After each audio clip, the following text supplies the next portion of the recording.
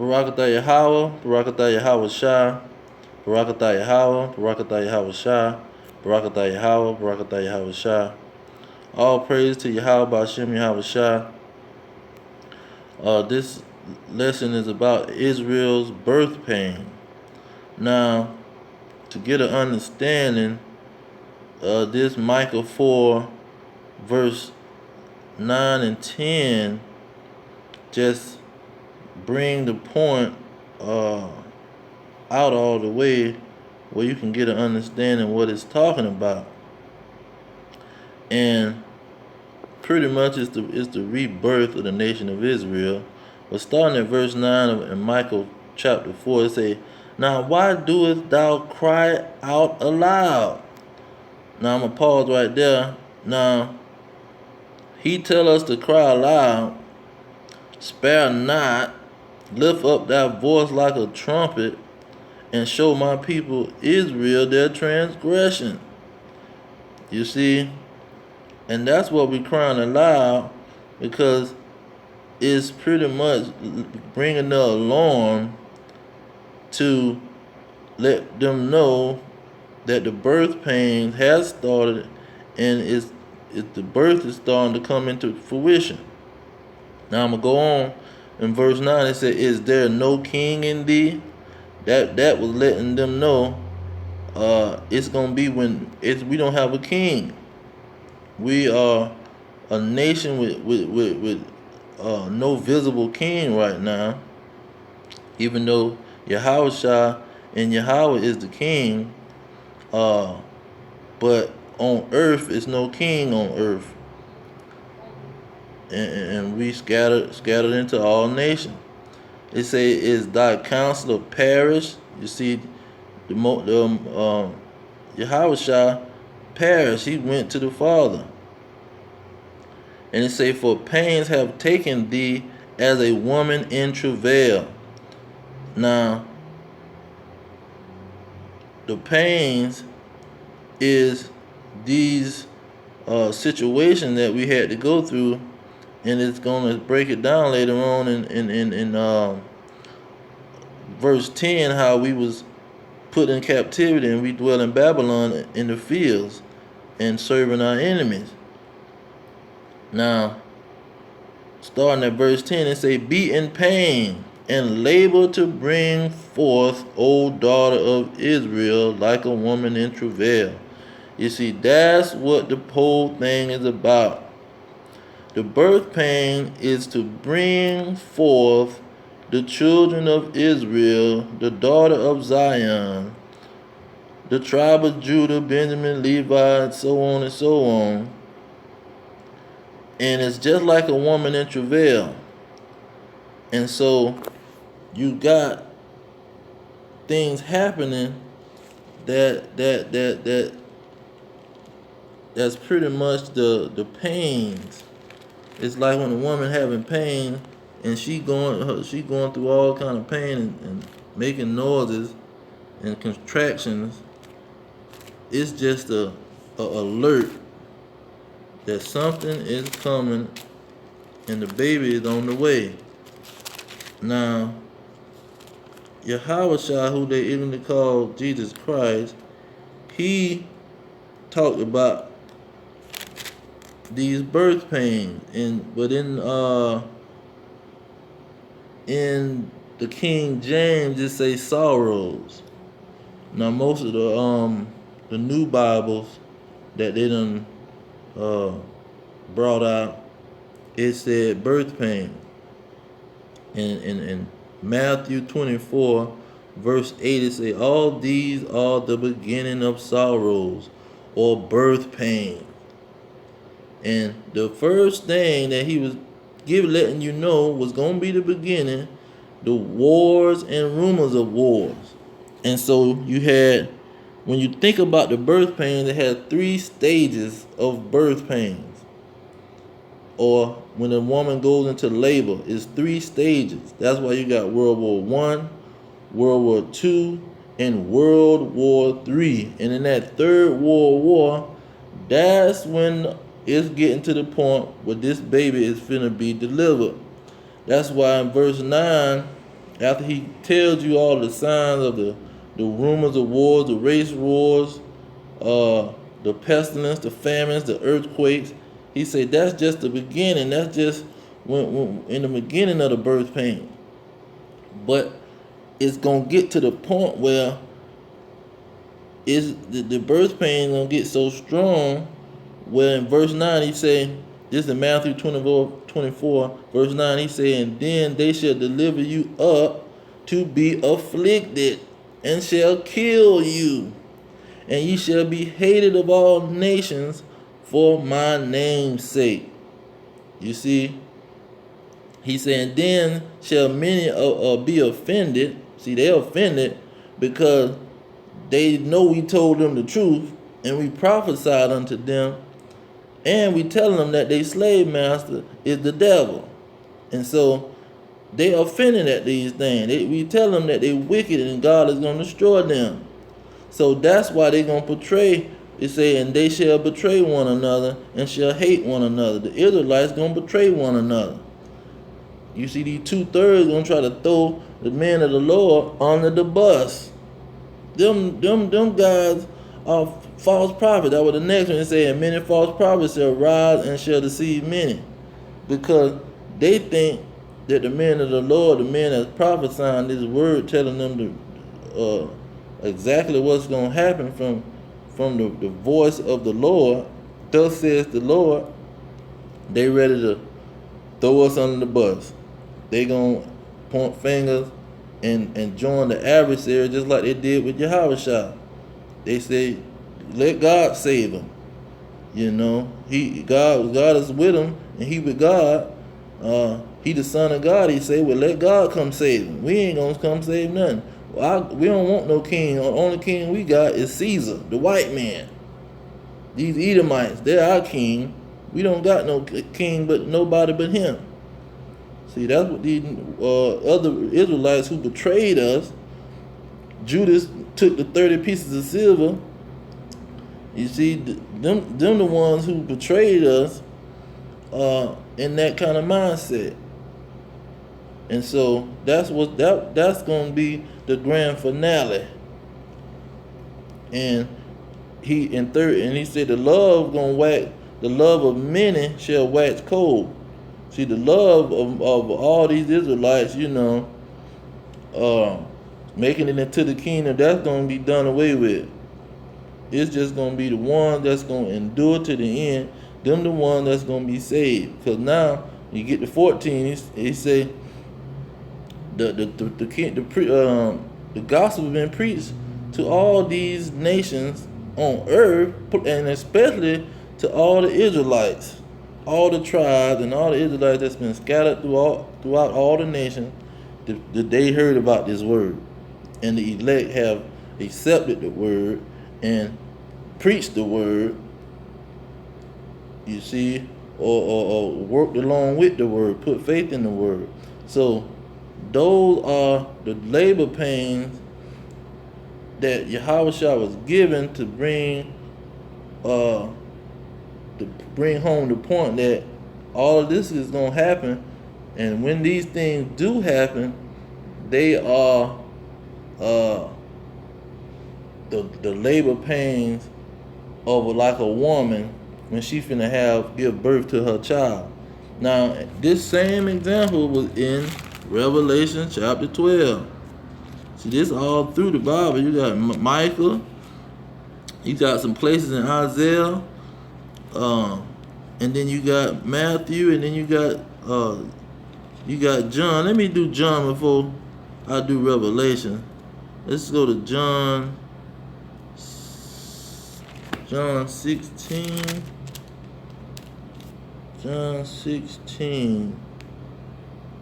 Because he gave a perfect example. John 16:21. He said, a woman, when she is in travail, have sorrow. That's what he said. In the beginning, these are the beginning of the sorrows, meaning this is the beginning of the birth pain. What's going on? He said, because her hour is come. See, our hour has come as Israelites. This is when we finna get the kingdom. The kingdom is at hand. The time has come. But as soon as she is delivered of the child, you see, now we gonna be delivered. That's another thing. The birth pain is coming, and the hour is here, and this is the time we gonna be delivered. Cause that's even Yahweh's name. He shall deliver. He's a deliverer, a savior. And so the Savior is come. This is the hour where he's gonna come. She shall, and then going on and say, she remembered, hold on, now deliver of the child. Now the child is Yahweh, and he gonna deliver us. Ain't that an amazing verse? She remembered no more the anguish. We not gonna, that's why in Revelation it say the new heaven and new earth, we not gonna remember this mess in America. We gonna remember it, but it ain't gonna be on our mind. For joy that a man is born into the world. You see, that's when our nation of Israel is gonna be born. Our everlasting nation is gonna be born. And that's how the whole situation is with the nation of Israel. It's like a woman having a child. First you get the 3 sections of pains, and she push out that baby, and it gets worse as it go, and the sorrow increase until that baby is born, and our sorrows is going to increase until we get into the kingdom. That's how we gonna get to the kingdom. But going to verse chapter 12, I'm gonna bring this out real quick. It starts off with the woman. Revelation chapter 12, verse 1 is saying, there appeared a great wonder in heaven, a woman clothed with the sun and the moon under her feet, upon her head a crown of 12 stars. That's the 12 tribes.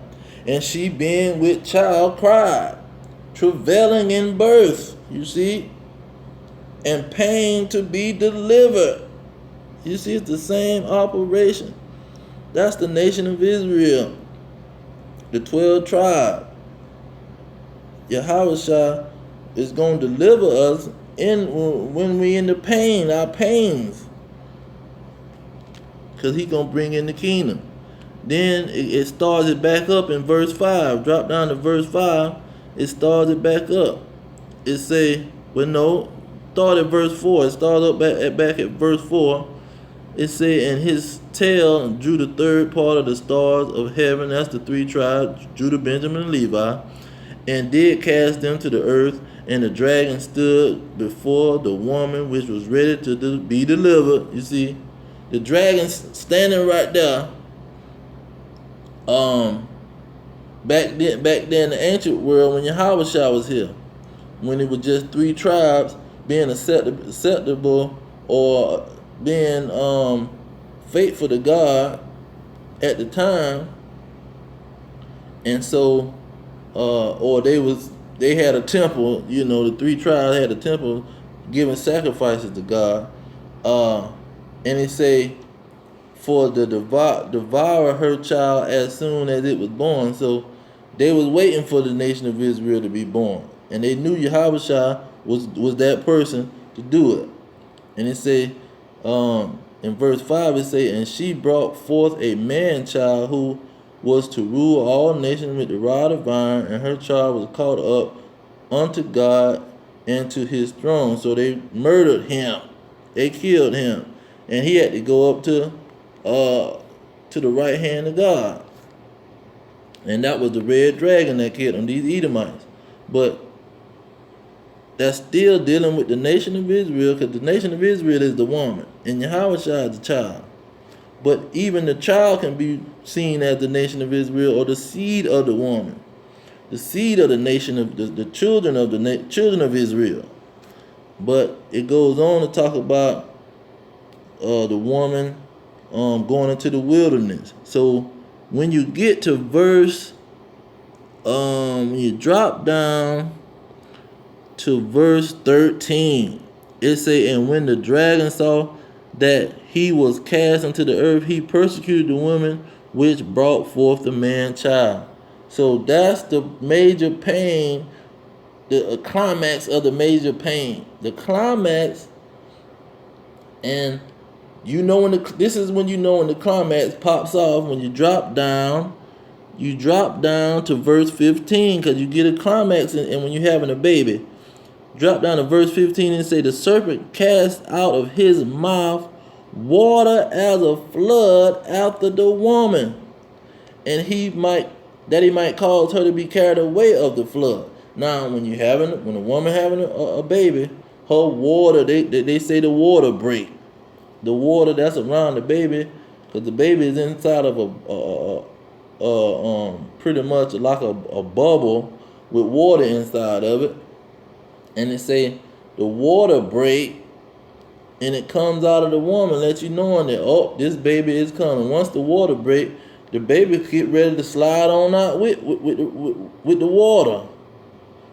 And so that's when the persecution starts. This serpent is gonna come, and that's what going back to Jeremiah, or I think it's Isaiah, where it say the enemy should come in as a flood. You see, they're gonna come in as a flood, and Yahweh gonna have to raise up a standard against them. So that's what it's talking about when it's saying that the serpent put out of his mouth a flood, trying to get the woman, carry the woman away, trying to kill us. And pretty much in 17, it just lets you know that's when the dragon was trying to make war with the remainders of the seed of Israel, because this flood is gonna swallow up these wicked Negroes, because they know who the Israelites is. In verse 16, it say the earth helped the woman, and the earth opened up her mouth and swallowed up the flood which the dragon then cast out of his mouth. So some of this Negro is gonna get swallowed up, but the one that's gonna survive is the remnant of her seed, the elect. Everybody, all the seed ain't gonna survive. Only a remnant is gonna survive when these red dragons come as a flood to bring that major pain pretty much to the nation of Israel before their nation is at birth. Because when that nation is birthed and that child is done came out, that's when Yahweh shall come, it's game over. You see, that's when in verse 7 of chapter 12, the war break out in heaven, because he done gave birth to that child, and now it's a wartime. Ain't gonna be no flooding on these Israelites. It's gonna be straight game time war. You got to fight Yahweh and these elect Israelites who you done killed, and they done came back with Yahweh. But just want to bring that out real quick. How the nation of Israel is becoming back into fruition, and the birth pains is what we seeing now. The rumors of wars, the famine, the pestilence, the hating on each other, the cooning what these Negroes doing, and the persecution from these red dragons persecuting us, killing us. You see, and all of that combined is the pains that's gonna birth this nation back to the rulership that it was meant to be. So all praises to Yahweh, Ba'ashem Yahweh Shah, Ba'ashem Kakadash, double honor to the elders pushing the truth, peace to the elect worldwide, death to America, death to these red dragons. Shalom.